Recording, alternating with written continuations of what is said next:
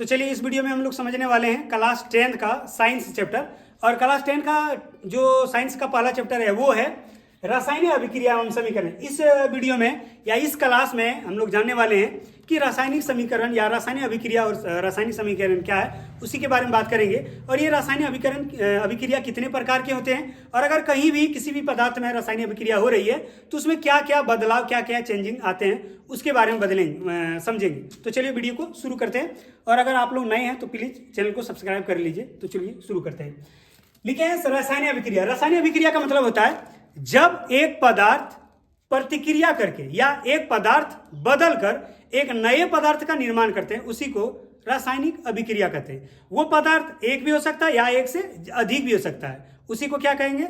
रासायनिक अभिक्रिया। तो सबसे पहले इसका हम परिभाषा लिख देते हैं।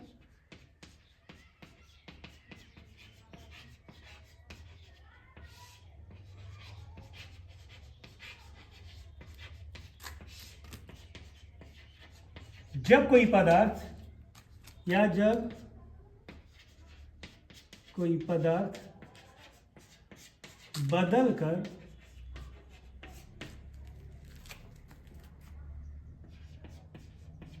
नए पदार्थ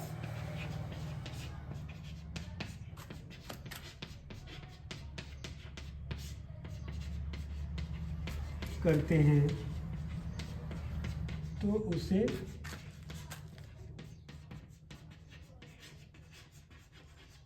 रासायनिक अभिक्रिया कहते हैं।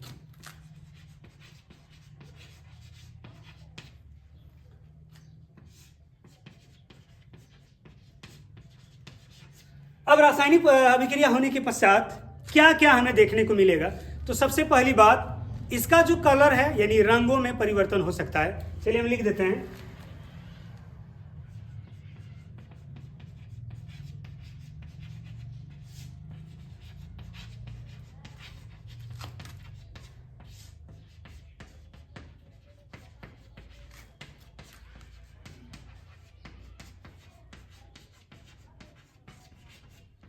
यानी अगर कहीं रासायनिक अभिक्रिया हो रही है तो उसमें संभवतः क्या क्या बदलाव हो सकता है, उसी के बारे में जानेंगे।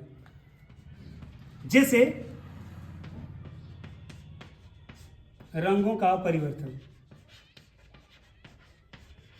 यानी अभिक्रिया से पहले कोई दूसरे कलर का था, हो सकता है अभिक्रिया के बाद कलर बदल जाएगा। दूसरा, अवस्था परिवर्तन, यानी अभिक्रिया से पहले अगर वो ठोस अवस्था में था तो हो सकता है अभिक्रिया के बाद वो द्रव अवस्था में बदल जाएगा, या अगर पहले से वो द्रव अवस्था में था, अभिक्रिया होने के बाद हो सकता है वो ठोस अवस्था में बदल जाएगा। उसी को कहते हैं अवस्था में परिवर्तन, यानी अवस्था बदल जाएगा। ठोस है तो द्रव हो जाएगा, द्रव है तो ठोस हो जाएगा, या तो गैस हो जाएगा, यानी तीनों में से कुछ भी हो सकता है, यानी उसकी जो अवस्था है वो बदल जाएगा, चेंज हो जाएगा। अगला है ताप में परिवर्तन,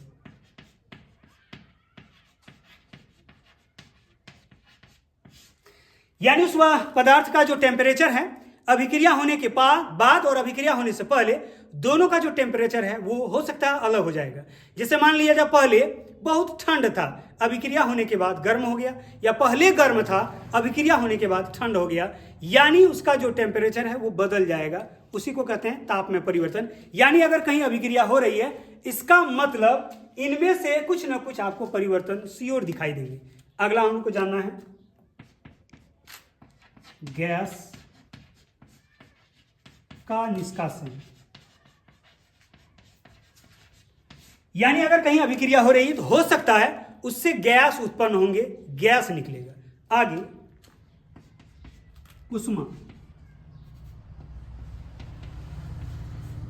और ऊर्जा भी हो सकता है। चलिए दोनों को एक ही साथ लिख दिए। यानी अगर कहीं रासायनिक अभिक्रिया हो रही है तो उसमें ऊर्जा और उष्मा भी उत्पन्न हो सकता है। यानी अगर रासायनिक अभिक्रिया कर रहे हैं तो उससे एकदम बहुत सेफ्टी से करना है। जैसे मान लिया जाए कोई भी रासायनिक अभिक्रिया कर रहे हैं, उसके बारे में हमें नॉलेज पहले से नहीं है कि इसका जो रिएक्शन होने वाला है वो किस तरह का है, कितना भयानक होने वाला है, तो उसमें बहुत ज़्यादा सावधानी बरतनी चाहिए। नहीं तो अगर ऐसे ही हम लोग एक्सपेरिमेंट करने लगेंगे, क्रियाकलाप करने लगेंगे, तो उससे हमारे शरीर या हमारे आँख यानी हमारे पूरे बॉडी के लिए नुकसानदायक हो सकता है। इसलिए हमें इसे बच के करना चाहिए। तो इनमें से बहुत सारे परिवर्तन और भी हो सकते हैं। फिलहाल हम लोग को मोटा मोटी जान लेना है किस तरह के परिवर्तन हो सकते हैं अगर कहीं रासायनिक अभिक्रिया हो रही है तो। अब हम लोग को आगे जानना है कि ये जो रासायनिक अभिक्रिया है वो कितने प्रकार के होते हैं। ऐसे तो रासायनिक अभिक्रिया बहुत सारे प्रकार के हो सकते हैं, लेकिन क्लास 10 को देखते हुए हम लोग को जो इसका मुख्य रासायनिक अभिक्रिया है उसके बारे में बात करेंगे। अगर आप लोग अभी तक यहाँ तक नहीं लिखे हैं तो चलिए एक बार लिख लीजिए, फिर आगे हम लोग बात करेंगे अभिक्रिया के प्रकार में। तो स्क्रीनशॉट लेना चाहते हो तो ले सकते हैं।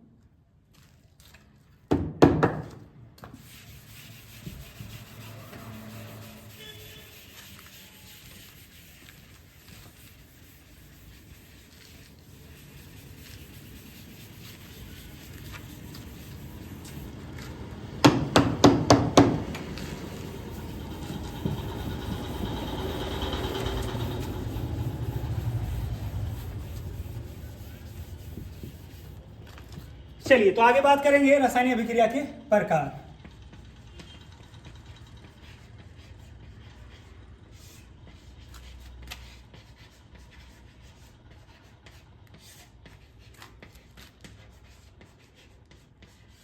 ये बहुत सारे प्रकार के हो सकते हैं, लेकिन हमें मुख्यतः कुछ प्रकार के बारे में जानना है। जैसे सबसे पहले नंबर पे जो आता है वो है संयोजन। संयोजन रासायनिक अभिक्रिया।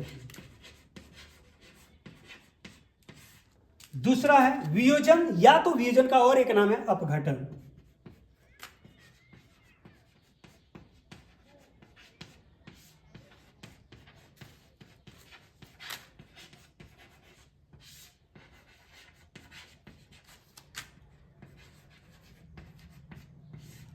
तीसरा है विस्थापन रासायनिक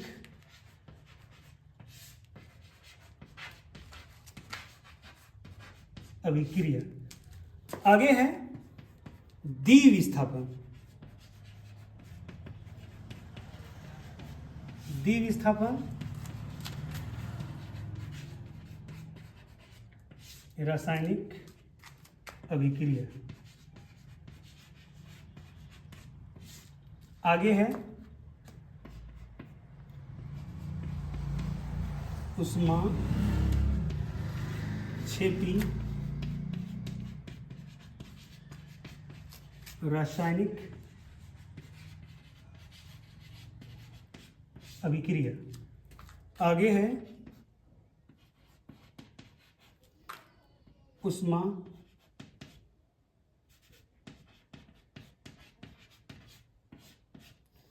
प्रोनाउन में आप लोग गौर नहीं करिएगा। उष्माशोषी रासायनिक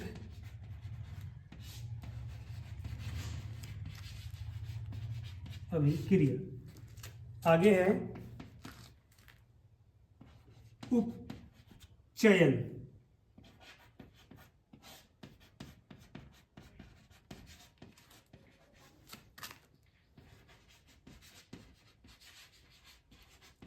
और